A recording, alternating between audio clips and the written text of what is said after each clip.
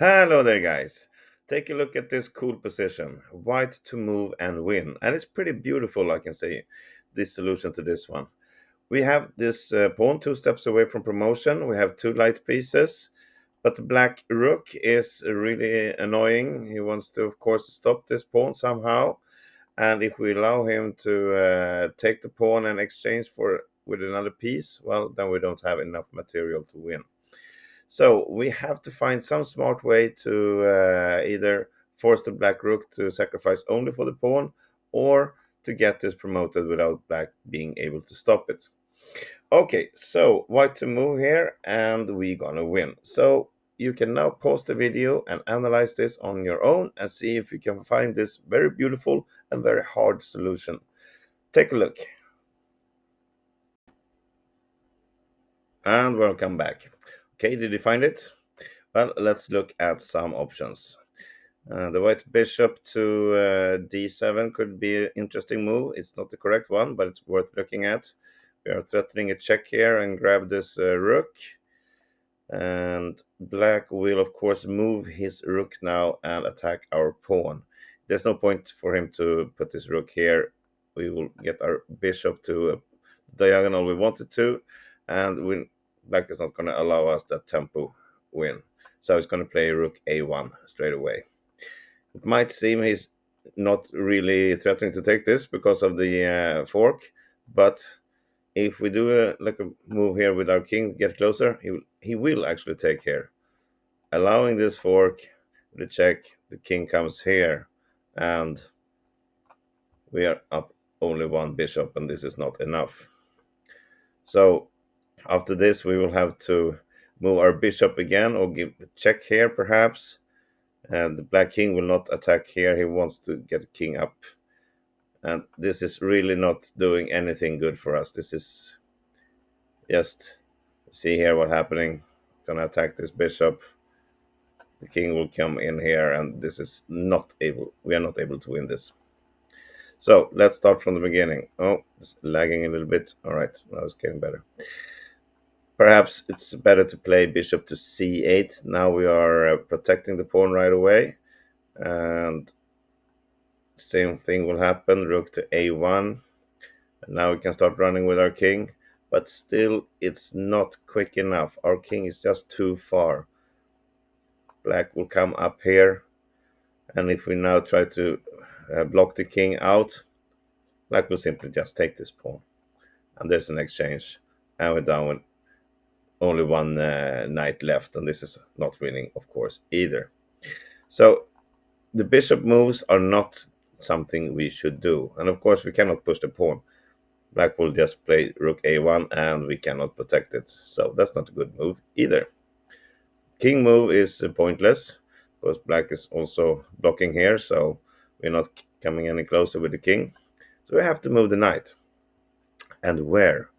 Well, this looks like an interesting move. It's a sacrifice, but we are attacking the rook with both pieces, so black cannot take here. This is obviously winning for us. But he can get a check first, perhaps. And now if we put the bishop in between, we will lose our knight, so we will have to just go back with our knight or put it here.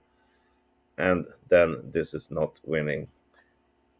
Can play rook a1 directly. Can also attack with king f3, something like this. We will lose the pawn, and this is just a draw. So that leaves us for this beautiful solution, and it's really hard to see why this is so good. But we have to start with sacrificing the knight on f4, giving a check here. Now it's a check, and at the same time discovered a threat to the rook. So black is obviously forced to grab this. If he moves the king, he will lose his rook, and the pawn will win. So this is just a way we're going to get the rook to f4, because it's very, very badly placed there. If we can find the next move from here for white. So before I'm going to tell you the next move, you can pause the video again and see if you can find out how white wins from here. Go ahead. Okay, and welcome back again. So I'm not going to show a lot of bad moves, I'm just going to give you the correct one right away because it's so fantastic. And once we put the bishop here, we understand why. The bishop is fantastically placed on d7. It protects these two squares, so black cannot give a check. He cannot put the rook on the a file to attack our pawn.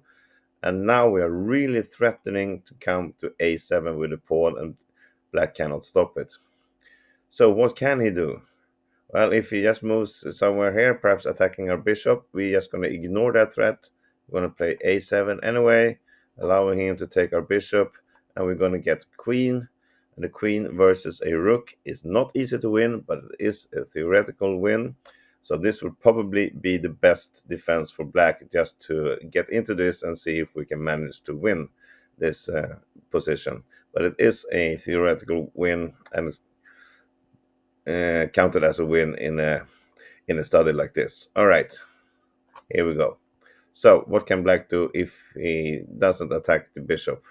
Well, if he plays rook to f6 to attack the pawn, well, we're simply going to push the pawn to a7 anyway. Now he comes here, and what happens? Well, obviously, we have this beautiful little fork. The rook is lost, and the position is won. So, if he cannot play to f6, really, he cannot go anywhere else. He can come to f3, he wants to go here. Well, you see what happens then? Then we simply pin this rook, and that's an easy win after that, obviously. And if he wants to go all the way to f1 to be able to come to a1, well, then we have this move.